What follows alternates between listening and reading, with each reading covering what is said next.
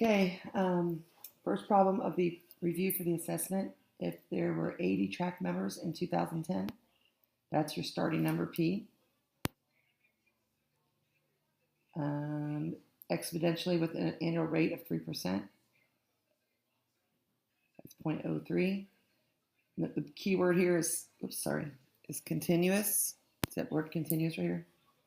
That means you're in the PERT. We're using PERT because of the word continuous. How many track members have there been in any year after 2010? So your starting number here, so track members, we'll do T for track members. You started with 80 E.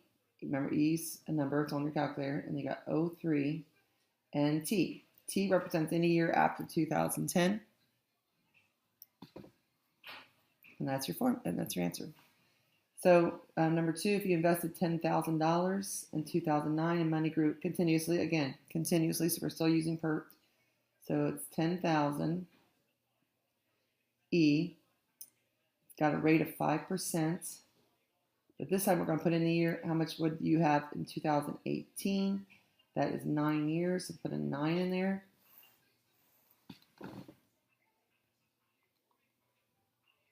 $10,000 E is second division, raised. Remember, if you have an old calculator, you need parentheses right now. I don't need them because mine stays up. If yours drops back down, you need parentheses around that to make sure both numbers are in the exponent. And it's $15,683.12. That's your answer. On 13, to solve this, you want to divide. Okay, you're trying to get x by itself. So the first thing you want to do is get rid of this outside 10. So you have log 2x equals 2. Now, when you have a single log on one side, you have to swoop.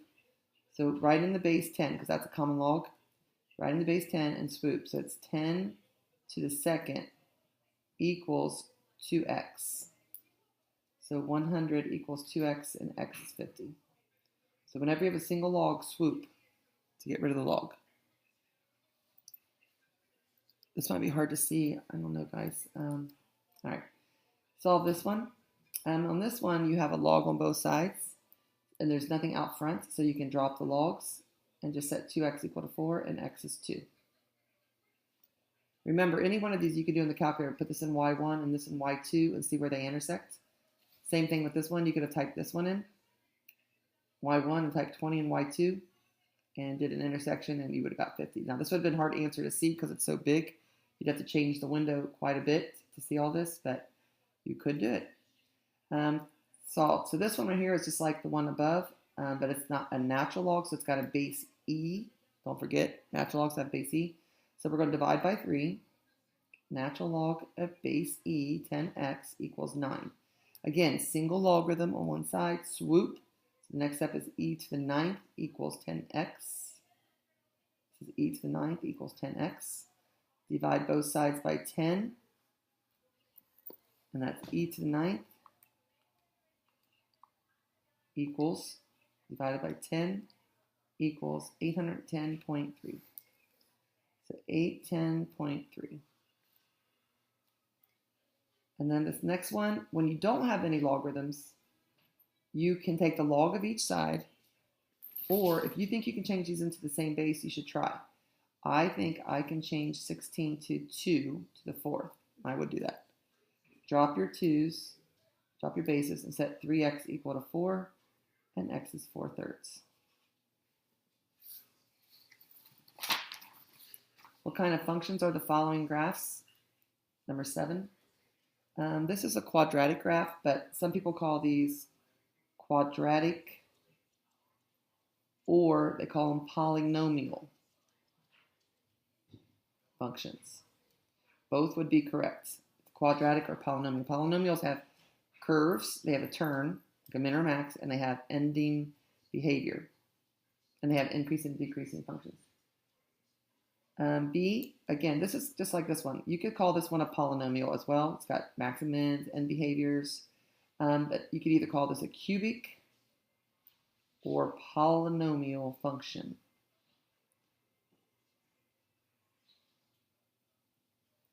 The this is exponential. When you exponentially grow in one direction like this, exponential. That's an exponential function. This one is sinusoidal. Like these little arrows probably keep going. This is a sinusoidal function. That's one that is periodic, goes on forever and ever. E is called a reciprocal function. So when you have two hyperbola curves in opposite quadrants, it's reciprocal function. F, this is not a function. It fails the vertical line test, so this is not a function. I mean, you could say it's an ellipse, but an ellipse is not a function. And this one is it's like C, where C is exponential. This is the logarithmic function, which is the inverse of an exponential. Exponential, logarithmic. Logarithmics have vertical asymptotes. Exponential have horizontal asymptotes. What does f of x approach as x approaches infinity? You can type this in your calculator, but to save time, I'm just going to graph this. This is a up 4, and it's a down parabola because of the negative. So when it says, what does x approach as it goes to positive? So we're looking at this end behavior. So as x approaches infinity, f of x approaches negative infinity. So the answer is f of x approaches negative infinity. On this graph, we'll type this one in.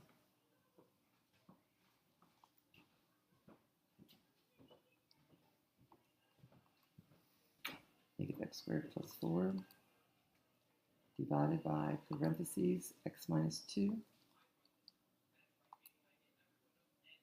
and zoom 6.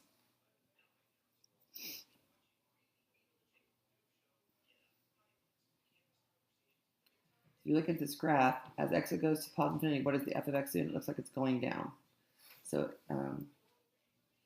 we're looking at this end behavior. So as x approaches positive infinity, f of x approaches negative infinity.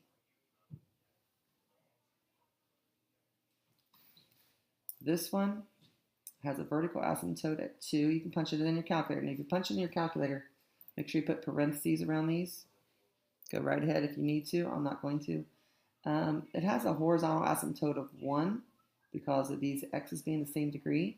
Divide their coefficients. So it has a horizontal asymptote of 1, so your curve's going to look something like this. So as x approaches positive infinity, what is this end doing? It looks like it's approaching the horizontal asymptote. So f of x approaches 1. And then this one has a vertical asymptote at 1. Horizontal asymptote at 0 because the degree in the top is smaller, so the horizontal asymptote is 0. Looks like this. So the f of x is approaching 0. That's what you have to say.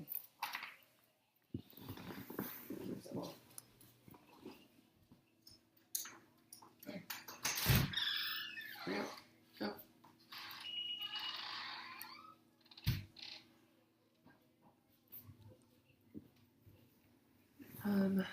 9. F of x equals x cubed is cubic polynomial. Describe all transformations. All right, so the first thing is that's a reflection over the x-axis. The 3 is a vertical stretch by a factor of 3. The 4 inside is 4 shifted left. And the negative 2 on the outside is 2 shifted down. Write in component form, number 10.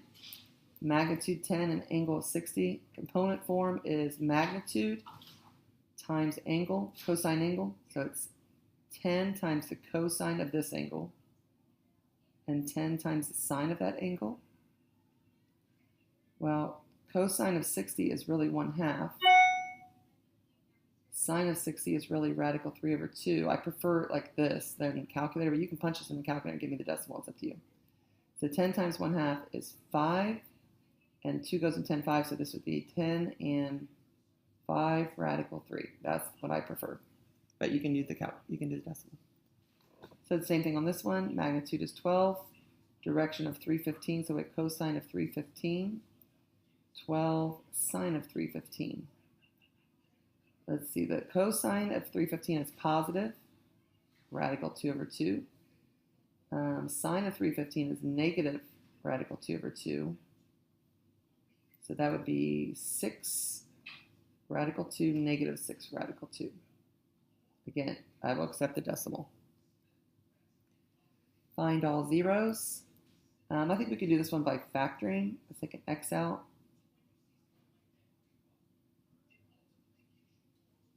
Factor x squared, minus 25 plus 4. Looks good. And then this would be 0. If you set this one equal to 0, you get x squared equals 25, and x is plus or minus 5. So we got 0, 5, and negative 5. And then if you set x squared plus 4 equal to 0, you get x squared equals negative 4, and x equals plus or minus 2i. So it's 2i and negative 2i. Now if you would graph that, you would see it cross at 0, 5, and negative 5. You will not see the imaginaries. So you will have to do it by factoring to get the zeros. And when is the function decreasing?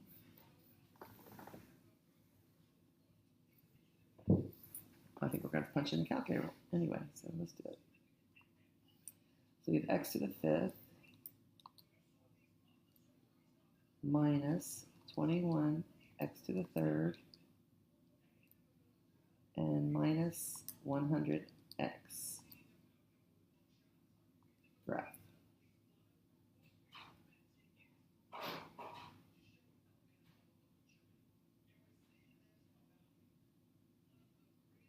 All right, obviously you can't see. I'm going to go window, y min. I'm going to go negative 300. Y max 300. 50. I don't know how big I have to go, but I always go big and then small down if I have. I mean lower if I have to. Ooh, that's not even big enough. So let me stop there. Let's try this again. Let's go negative 400 to 400 by 50s. Oh my goodness, this is a big one. All right, so I'm going to press on again, stop that graph, window. Let's go, I don't want to keep doing this, so I'm going to go negative 600 to 600. Pretty high graph here. Oh goodness, it's still not big enough. Okay, I'm just going to go negative 800. How high can this go? To 800.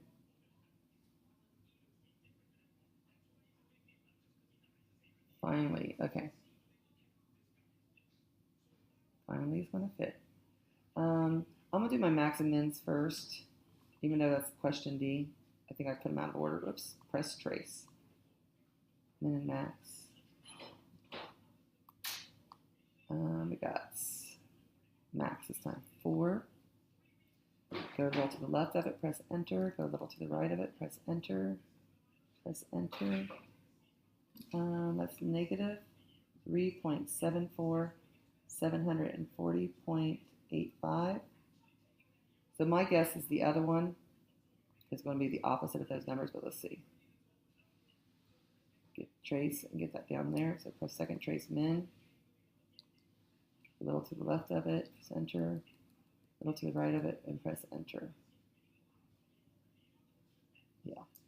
So this one is 3.74 and negative 740.85. We have max and min. Now when you do increasing and decreasing, it's increasing here, decreasing here, and increasing here.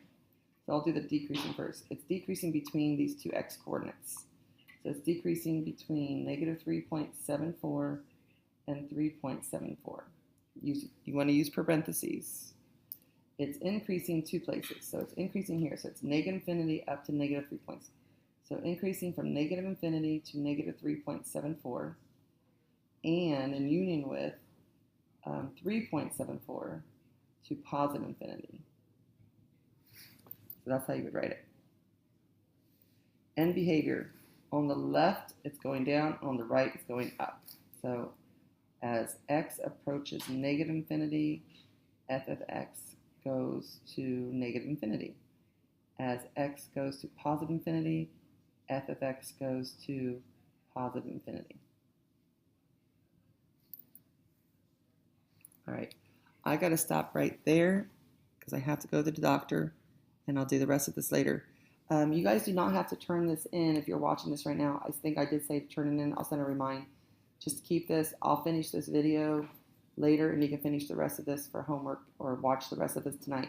But the assessment is tomorrow for everyone. I know I haven't been there, but last year we didn't even, we only reviewed one day. So you're getting 4 days of review, even if I'm not there, is better than what we did last year. So make sure you watch this video, look at the answer keys over and over again if you want to do well on this test tomorrow. Again, the common assessment is tomorrow.